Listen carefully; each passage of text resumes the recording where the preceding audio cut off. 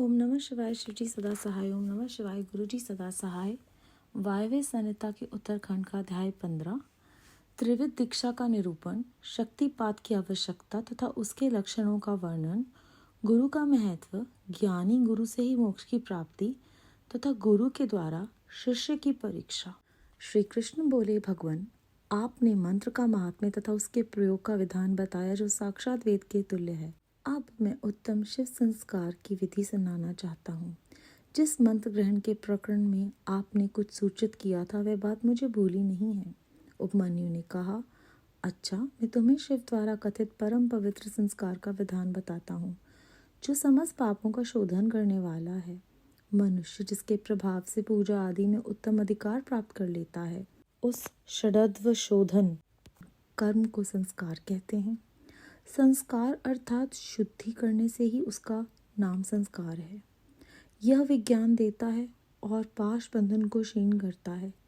इसीलिए इस संस्कार को ही दीक्षा भी कहते हैं। शिव शास्त्र में परमात्मा शिव ने शांभवी, शाक्ति और मांत्री 3 प्रकार की दीक्षा का उपदेश किया है। गुरु की दृष्टिपात मात्र से, स्पर्श से तथा संभाषण से भी जीव को तत्काल पाशों का नाश करने वाली संज्ञा सम्यक बुद्धि प्राप्त होती है। वह शांभवी दीक्षा कहलाती है। उस दीक्षा के भी 2 भेद हैं, तीव्रा और तीव्रतरा। पाशों के क्षीण होने में जो शीघ्रता या मंदता होती है उसी के भेद से ये 2 भेद हुए हैं। जिस दीक्षा से तत्काल सिद्धि या शांति प्राप्त होती है वह तीव्रता मानी गई है। जीवित पुरुष के पाप का अत्यंत शोधन करने वाली जो दीक्षा है उसे तीव्रा कहा गया है। गुरु योग मार्ग से शिष्य के शरीर में प्रवेश करके ज्ञान दृष्टि से जो ज्ञानवती दीक्षा देते हैं वह शाक्ति कही गई है। क्रियावर्ती दीक्षा को मांत्री दीक्षा कहते हैं। इसमें पहले होमकुंड और यज्ञ मंडप का निर्माण किया जाता है। फिर गुरु बाहर से मंद या मंदतर उद्देश्य को लेकर शिष्य का संस्कार करते हैं। शक्तिपात के अनुसार शिष्य गुरु के अनुग्रह का भाजन होता है। शैव धर्म का अनुसरण शक्तिपात मूलक है, अतः संक्षेप से उसके विषय में निवेदन किया जाता है। जिस शिष्य में गुरु की शक्ति का पात नहीं हुआ उसमें शुद्धि नहीं आती तथा उसमें न तो विद्या, न शिवाचार, न मुक्ति और न सिद्धियां ही होती हैं। अतः परचूर शक्तिपात के लक्षणों को देखकर गुरु ज्ञान अथवा क्रिया के द्वारा शिष्य का शोधन करें। जो मोहवश इसके विपरीत आचरण करता है वह दुर्बुद्धि नष्ट हो जाता है। अतः गुरु सब प्रकार से शिष्य का परीक्षण करे। उत्कृष्ट बोध और आनंद की प्राप्ति ही शक्तिपात का लक्षण है, क्योंकि वह परम शक्ति प्रबोधन रूपिणी ही है। आनंद और बोध का लक्षण है अंतकरण में अर्थात सात्विक विकार।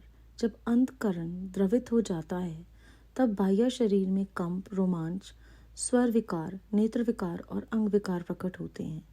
शिष्य भी शिव पूजन आदि में गुरु का संपर्क प्राप्त करके अथवा उनके साथ रह करके उनमें प्रकट होने वाले इन लक्षणों में गुरु की परीक्षा करे। शिष्य गुरु का शिक्षणीय होता है और उसका गुरु के प्रति गौरव होता है। इसीलिए सर्वथा प्रयत्न करके शिष्य ऐसा आचरण करे जो गुरु के गौरव के अनुरूप हो। जो गुरु है वह शिष्य कहा गया है और जो शिव है वह गुरु माना गया है।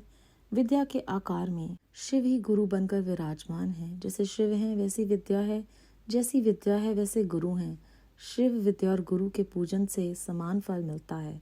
शिव सर्वदेवात्मक है और गुरु सर्व मंत्र में है। अतः संपूर्ण यत्न से गुरु की आज्ञा को शिरोधार्य करना चाहिए। यदि मनुष्य अपना कल्याण चाहने वाला और बुद्धिमान है तो वह गुरु के प्रति मन, वाणी और क्रिया द्वारा कभी मिथ्याचार, कपटपूर्ण बर्ताव न करे। गुरु आज्ञा दे या ना दे, शिष्य सदा उनका हित और प्रिय करे। उनके सामने और पीठ पीछे भी उनका कार्य करता रहे। ऐसे आचार से युक्त गुरु भक्त और सदा मन में उत्साह रखने वाला जो गुरु का प्रिय कार्य करने वाला शिष्य है वही शैव धर्मों के उपदेश का अधिकारी है। यदि गुरु गुणवान, विद्वान, परमानंद का प्रकाशक, तत्वेता और शिव भक्त है तो वही मुक्ति देने वाला है, दूसरा नहीं। ज्ञान उत्पन्न करने वाला जो परमानंद जनित तत्व है उसे जिसने जान लिया है वही अनंत का साक्षात्कार करा सकता है। ज्ञान रहित नाम मात्र का गुरु ऐसा नहीं कर सकता। नौकाएं एक दूसरे को पार लगा सकती हैं, किंतु क्या कोई शिला दूसरी शिला उतार सकती है? नाम मात्र के गुरु से नाम मात्र की ही मुक्ति प्राप्त हो सकती है। जिन्हें तत्व का ज्ञान है वही स्वयं मुक्त होकर दूसरों को भी मुक्त करते हैं।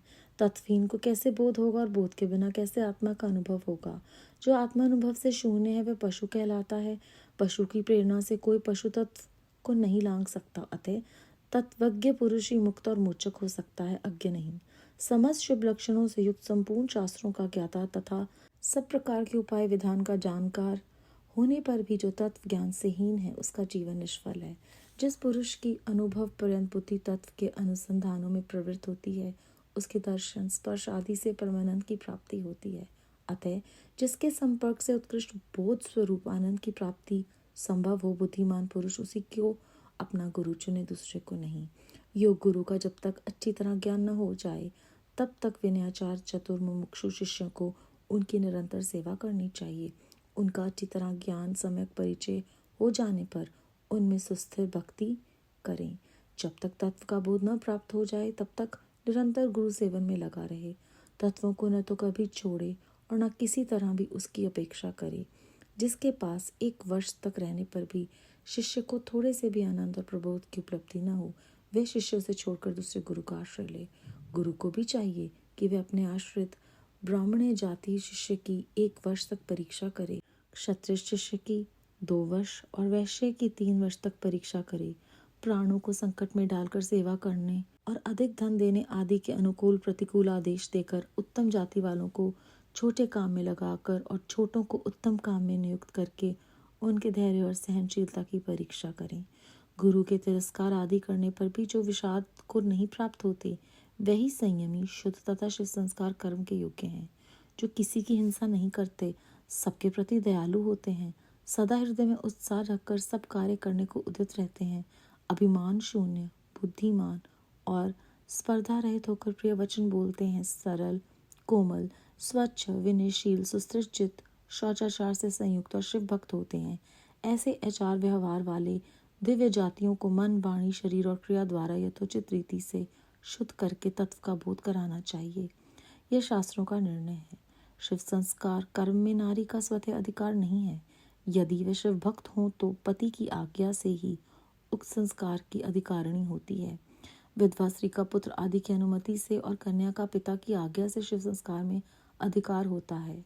शूद्रों, पतितों और वर्ण संस्कारों के लिए षडध्व शोधन शिव संस्कार का विधान नहीं है।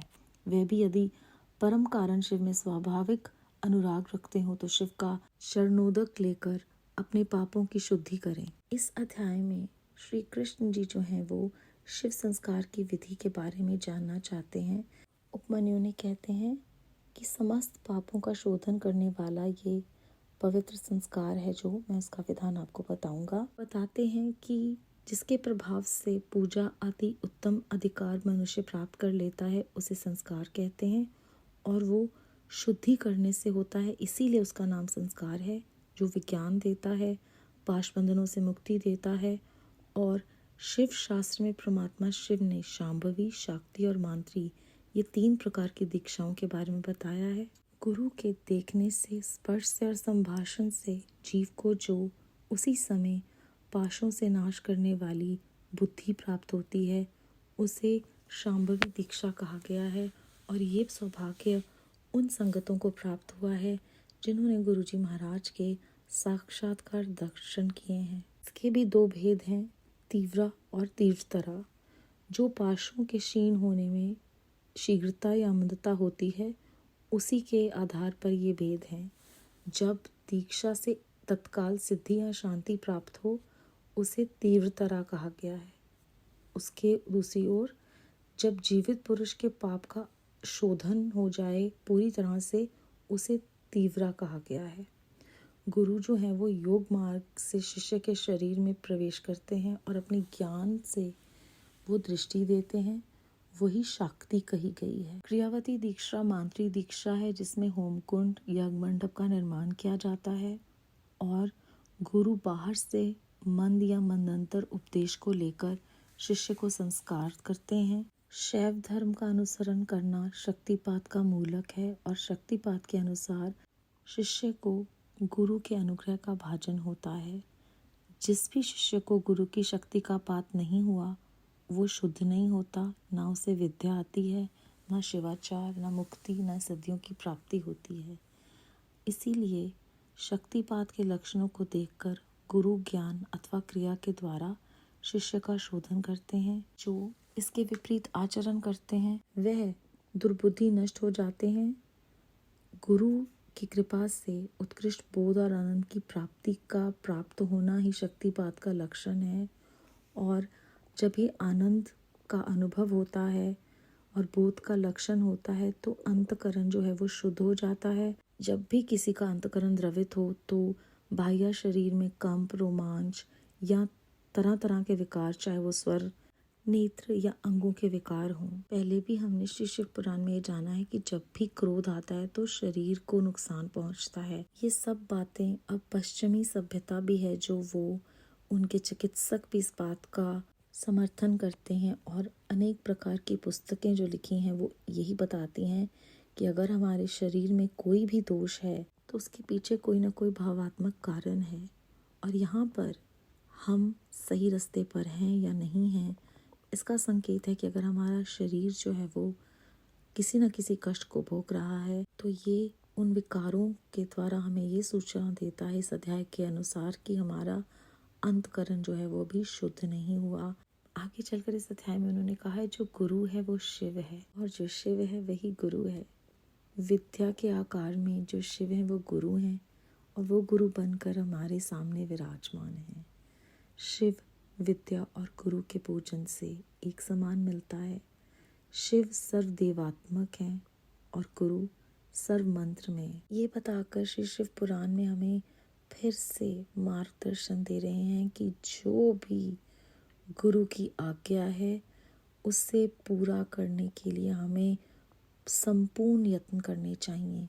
अगर हम अपना कल्याण चाहते हैं और अगर हमारे में ज़रा सी भी बुद्धिमानता उनकी कृपा से आई है तो हमें अपने गुरु के प्रति मन, वाणी और क्रिया से कोई भी मिथ्याचार या कपटपूर्ण बात नहीं करनी। तो अपने गुरु के पीठ पीछे भी उनका कार्य करता रहे और ऐसा जो आचार से युक्त गुरु भक्त होता है वो हमेशा गुरु का प्रिय कार्य करने वाला शिष्य कहलाता है। जो है वो शैव धर्मों के उपदेश का अधिकारी है। ज्ञान रहित नाम मात्र के गुरु ऐसा नहीं कर सकते। केवल गुणवान, विद्वान, परमानंद का प्रकाशक, तत्ववेता, स्वयं शिव का स्वरूप जो परमात्मा है वो ही गुरु के रूप में धरती पर आकर हम सबका उद्धार करते हैं।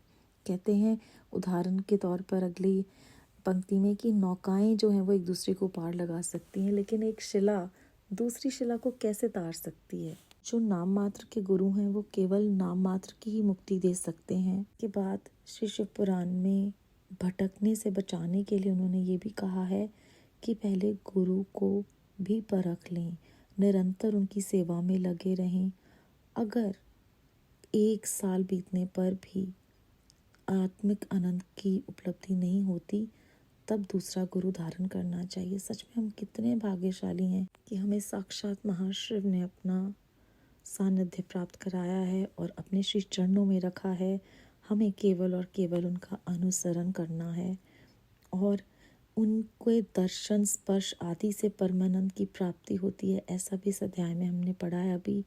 तो सच में हम उनकी तरफ खींचे चले जाते हैं क्योंकि वो आनंद जो है वो शब्दों से परे है और उन्होंने हमें खुद ही दे दिया। कहते हैं कि जो गुरु हैं वो भी शिष्य की जो है वो परीक्षा करते हैं। क्षत्रिय की 2 वर्ष के लिए और ब्राह्मण जो है वो उनकी 1 वर्ष और वैश्य की 3 वर्ष तक परीक्षा करते हैं। तो वो देखते हैं कि कौन अपने प्राणों को संकट में डालकर सेवा करता है या कौन धन से जो है वो सेवा करने के लिए तैयार है, क्योंकि वो सिर्फ देखना चाहते हैं कि कितना भाव है, कितने मोह में अभी भी फंसे हुए हैं, क्या वो मेरी बात का, मेरे हुक्म का अनुसरण कर रहे हैं या नहीं। इसके बाद वो कहते हैं जो उत्तम जाति वाले हैं उन्हें छोटे कामों में लगाकर और छोटों को उत्तम काम में नियुक्त करके उनके धैर्य और सहनशीलता की परीक्षा लेते हैं गुरु। फिर जिस शिष्य को उनके तिरस्कार करने पर भी किसी प्रकार का दुख या उदासी अनुभव नहीं होती, केवल वे ही हैं जो संयमी, शुद्ध और शिव संस्कार के कर्मों के योग्य हैं, जो किसी की हिंसा नहीं करते, सबके प्रति दयालु रहते हैं, हृदय में उत्साह रखकर हर तरह से कार्य करना चाहते हैं गुरु की सेवा में, जिनमें कोई अभिमान नहीं, जो बुद्धिमान है और वो कोई स्पर्धा नहीं उनकी किसी के साथ। वो सिर्फ और सिर्फ सरल, कोमल, स्वच्छ, विनयशील, सुस्थिर होकर, शौचाचार से संयुक्त होकर शिव की भक्ति में लीन रहने वाले, आचार व्यवहार वाले द्विजों को मन, वाणी, शरीर और क्रिया से तत्वबोध करना चाहिए। ये शास्त्रों का हम सबके लिए ये संदेश है इस अध्याय में, हमारे आध्यात्मिक मार्गदर्शन के लिए। और शिव भक्त को पति की आज्ञा से, विधवा स्त्री को पुत्र की आज्ञा से, कन्या को पिता की आज्ञा से ही शिव संस्कार का अधिकार होता है। शूद्रों, पतितों और वंश संस्कारों के लिए शिव संस्कार का विधान नहीं है।